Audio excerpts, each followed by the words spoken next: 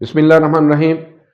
ये इज़हार तशक्कुर का मौका है, अल्लाह रब्बुल इज़्ज़त का शुक्र अदा करने का मौका है कि अल्लाह ताला ने पाकिस्तान को और पाकिस्तानी कौम को इतने बड़े आज़ाज़ के साथ नवाजा है कि जो हमारे दिलों की कैफियत हमेशा रही है, जो हमारी हमेशा से जिद्दोजहद रही है कि हम दुनिया में क़याम अमन के हवाले से कोई बड़ा किरदार अदा करें, आज अल्हम्दुलिल्लाह अल्लाह ताला ने उनको एक अमली शक्ल दे दी है और मशरिक़ वुस्ता में जारी एक बहुत बड़ी जंग का खात्मा पाकिस्तान की कोशिशों के नतीजे में इंशाअल्लाह ताला वो होने जा रहा है।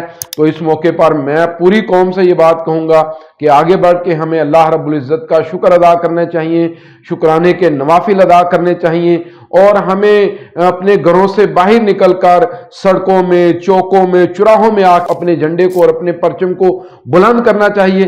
तो कल इंशाअल्लाह ताला पूरे मुल्क के अंदर नमाज जुमा के बाद पाकिस्तान मरकज़ी मुस्लिम लीग रैलियों का इनेकाद कर रही है। हम इंशाअल्लाह ताला गली गली, मोहल्ला मोहल्ला, सड़क सड़क, चौक चौक, चौराहा चौराहा आके पाकिस्तान जिंदाबाद का नारा लगाना चाहते हैं। हम पाकिस्तान बनाने वालों के लिए दुआ करना चाहते हैं।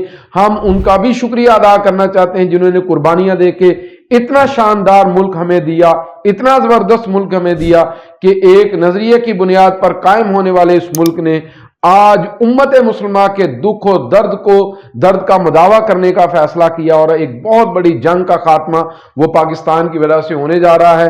तो मैं इसके ऊपर कौम को मुबारकबाद देते हुए कल के यौम तशक्कुर में भरपूर तरीके से शामिल होने की दावत दूंगा।